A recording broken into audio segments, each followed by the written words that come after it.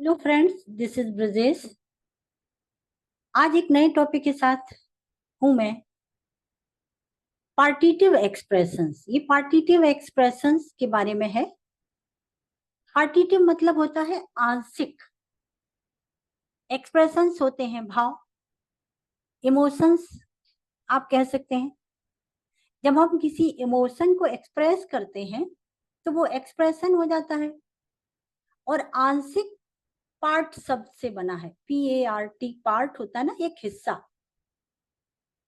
तो इंग्लिश में इसको कह देते हैं पार्टिटिव एक्सप्रेशंस और हिंदी में ये कहलाता है आंशिक भाव। अब ये होता क्या है, आइए चल के देखते हैं कि आंशिक भाव को किस तरीके से अंग्रेजी भाषा में हम एक्सप्रेस करते हैं। पार्टिटिव एक्सप्रेशंस कहलाते हैं। We used to count the parts of uncountable nouns for bit, piece and item. Partitive expressions कहाँ कहाँ यूज किए जाते हैं कन्वर्सेशन में, राइटिंग में, इसके बारे में पूरा टॉपिक होने वाला है।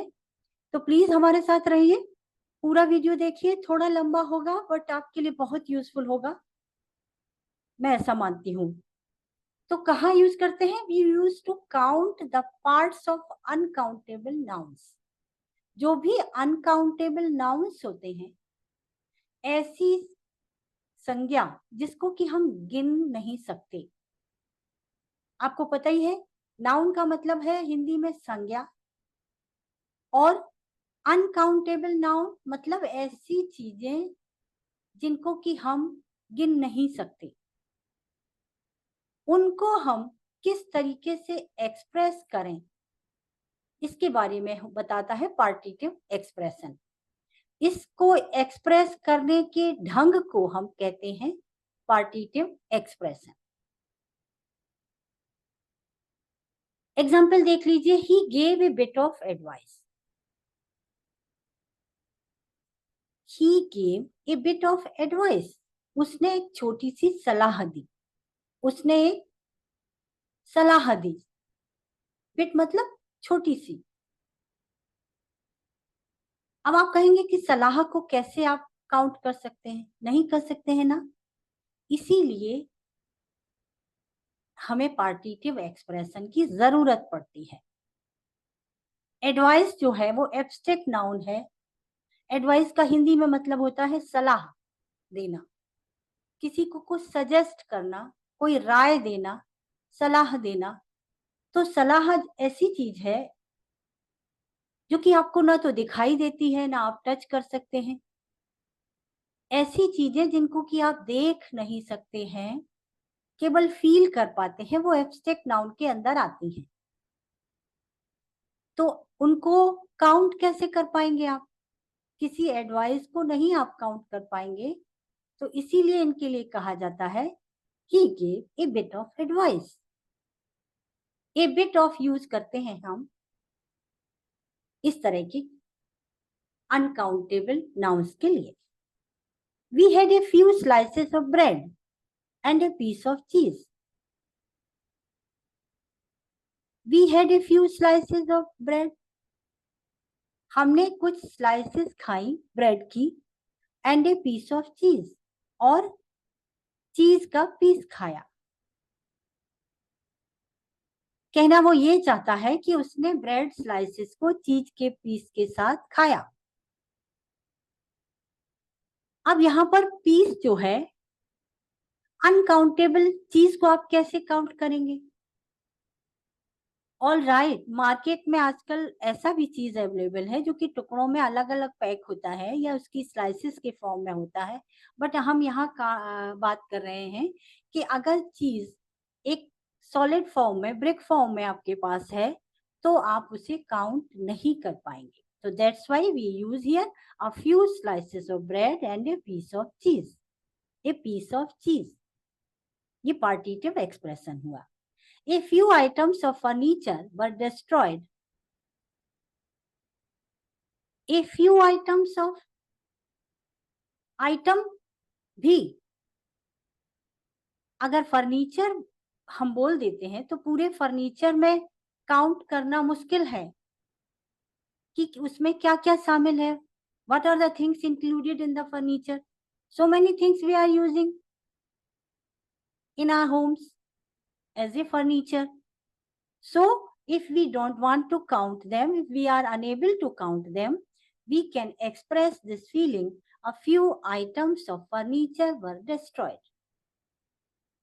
कुछ आइटम्स थे फर्नीचर के जो कि नष्ट हो गए थे, इस तरीके से. तो ओवरऑल इस स्लाइड में मैंने आपको ये बताने की कोशिश की कि अ बिट, पीस, आइटम, इस तरह के एक्सप्रेशंस जो हैं पार्टिटिव एक्सप्रेशन कहलाते हैं. और हम अनकाउंटेबल नाउन्स को जब एक्सप्रेस करते हैं तो हम इनका यूज करते हैं. Partitive expressions for particular uncountable nouns. अब इसमें भी एक डिवीजन है कि कुछ पर्टिकुलर अनकाउंटेबल नाउन्स हैं जिनमें हम एक स्पेसिफिक एक्सप्रेशन ही यूज करते हैं. स्पेसिफिक का मतलब हुआ है कि एक खास तरीके से ही हम इनको उपयोग करते हैं. कुछ पार्टिटिव एक्सप्रेशंस जो हैं कुछ स्पेसिफिक अनकाउंटेबल नाउन्स के साथ ही जाते हैं. कुछ खास नाउन जो कि अनकाउंटेबल हैं उनके साथ हम कुछ पार्टिटिव एक्सप्रेशंस का उपयोग करते हैं, जो कि विशेष रूप से यही एक्सप्रेशंस उपयोग किए जाते हैं उन अनकाउंटेबल नाउन्स के साथ. I think I am clear. मैं सिर्फ ये कह रही हूं कि कुछ खास एक्सप्रेशन हैं कुछ खास अनकाउंटेबल नाउन्स को एक्सप्रेस करने के लिए. A bar of soap, a bar of soap, a bar of chocolate, a bar of cheese, a bar of paneer. जो चीजें बार के फॉर्म में आती हैं, ब्रिक के फॉर्म में आती हैं, उनके लिए हम इस तरह का एक्सप्रेशन देते हैं. ए बार ऑफ सोप, साबुन का एक बार, इस तरीके से. ए बिट ऑफ फन, छोटा सा मजाक, एक थोड़ा मजाक आपने किसी बात में शामिल किया तो कहते हैं a bit of fun. Nothing else. Don't take this seriously, it was a bit of fun. एक मजाक के तौर पर उन्होंने ऐसे बोला, उसको सीरियसली मत लीजिए.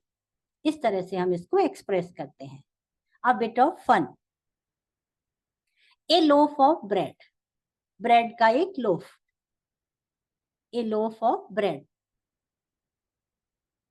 ए whiff of perfume, a whiff of perfume. Perfume के लिए हम ए whiff ऑफ यूज करते हैं. A stroke of luck, by chance अगर आपको कुछ हासिल हो जाता है तो कहते हैं आप कि मुझे अंदाजा नहीं था ऐसा होगा, but it's a stroke of luck, भाग्य से ऐसा हो गया. A stroke of luck. A spell of bad weather, suddenly मौसम खराब हो जाता है और वो एक्सप्रेस करने के लिए आप कहते हैं a spell of bad weather. बाद में वो वेदर फिर से नॉर्मल हो जाता है तो आप किसी को बताते हैं कि it was a spell of bad weather, खराब मौसम की वजह से ऐसा था. ए पिंच ऑफ साल्ट, जब भी आप साल्ट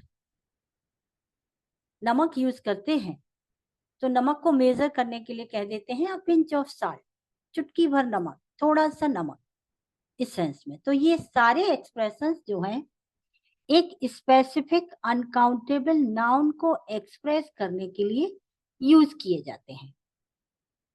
आपको पता होना चाहिए कि अगर आप ब्रेड के लिए यूज करेंगे तो आप कहेंगे अ लोफ ऑफ ब्रेड. परफ्यूम के लिए यूज करना है तो ये whiff ऑफ परफ्यूम. वेदर के लिए करना है तो आप कहेंगे स्पेल ऑफ बैड वेदर. तो इस तरीके से. नेक्स्ट देख लेते हैं. कुछ होते हैं इनफॉर्मल पार्टिटिव एक्सप्रेशंस. इनफॉर्मल पार्टिटिव एक्सप्रेशंस का मतलब ये हुआ कि इनको फॉर्मली यूज नहीं किया जाता. ये इनफॉर्मल हैं, कहीं भी यूज हो जाते हैं, स्पेसिफिक नहीं है कि इसके साथ यही यूज होगा, इस सेंस में. देखिए, chunk of, seat of, silver of, lump of, pile of, spot of, drop of, ये सारे, portion of, touch of, dash of, mass of, spell of. अब कैसे यूज करेंगे मैंने सेंटेंसेस में आपको बताने की कोशिश की है, सो दैट आपको ये हेल्पफुल हो। He helped himself to a chunk of ice cream. He helped himself मतलब उसने अपने लिए मंगाई chunk of ice cream. There was not a drop of milk in the pen. Pen में दूध नहीं है, तो इस तरीके से एक्सप्रेस करते हैं, There was not a drop of milk. एक ड्रॉप ऑफ मिल्क भी नहीं था, पानी की, सॉरी, दूध की एक बूंद भी नहीं थी पेन में। A pile of garbage lay near the gate.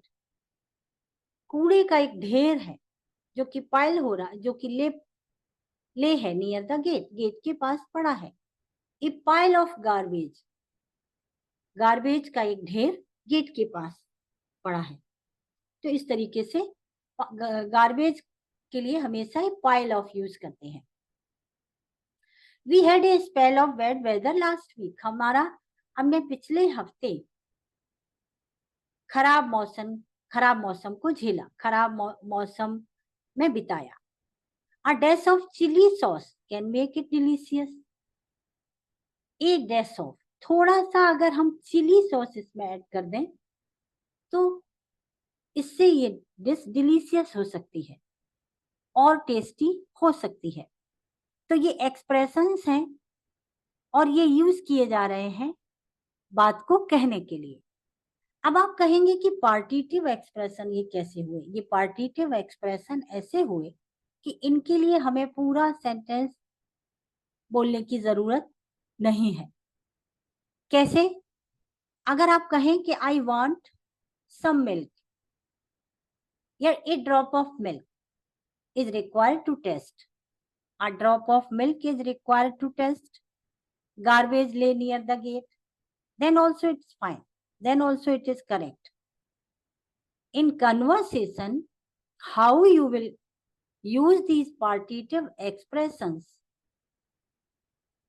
frequently, it's depend on your practice, or you should know what are the expressions are जिनको कि आपको यूज करना है। आप इन एक्सप्रेशंस को यूज करिए अपने कन्वर्सेशन में, और अपने दिमाग में रखिए कि टच ऑफ किसके लिए बोलते हैं, पोर्शन ऑफ किसके लिए बोलते हैं, डैश ऑफ किसके लिए बोलते हैं, then it will be so easy for you. Partitive expressions to point out the shape, size and movement. कुछ पार्टिटिव एक्सप्रेशंस ऐसे हैं जो किसी स्पेसिफिक शेप को बताने के लिए यूज किए जाते हैं, जो कोई खास आकार को बताने के लिए, साइज को बताने के लिए, या किसी तरह के मूवमेंट को बताने के लिए यूज किए जाते हैं।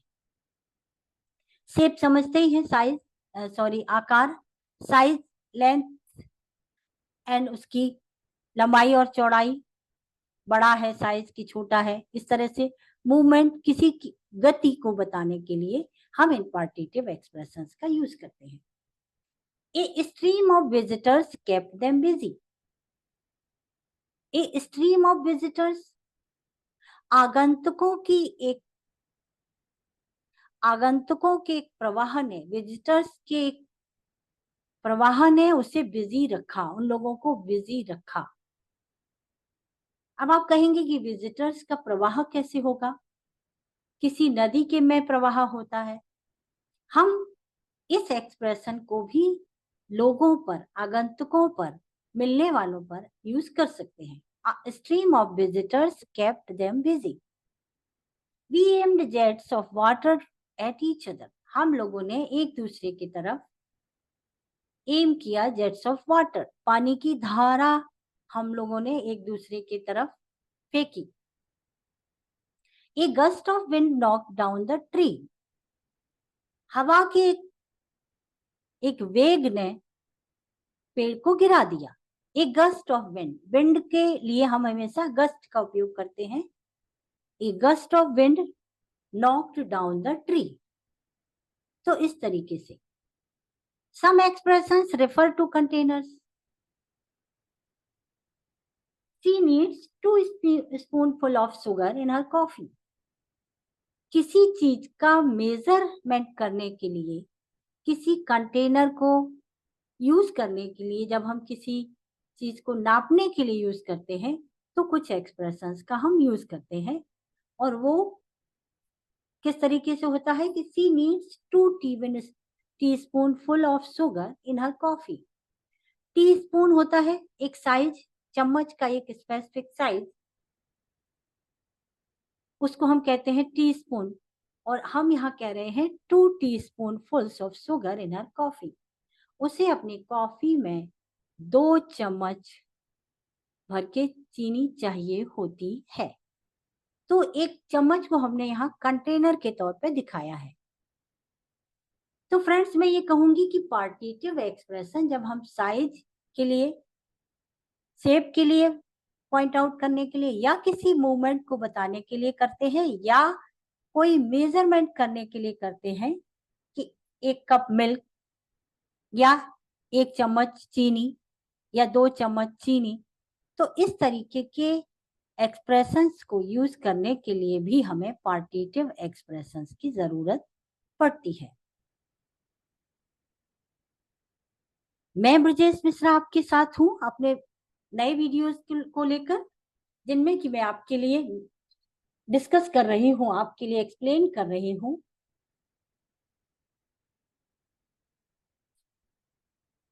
इंग्लिश के कुछ टॉपिक्स। हमारे वीडियोस को शेयर कीजिए, लाइक कीजिए।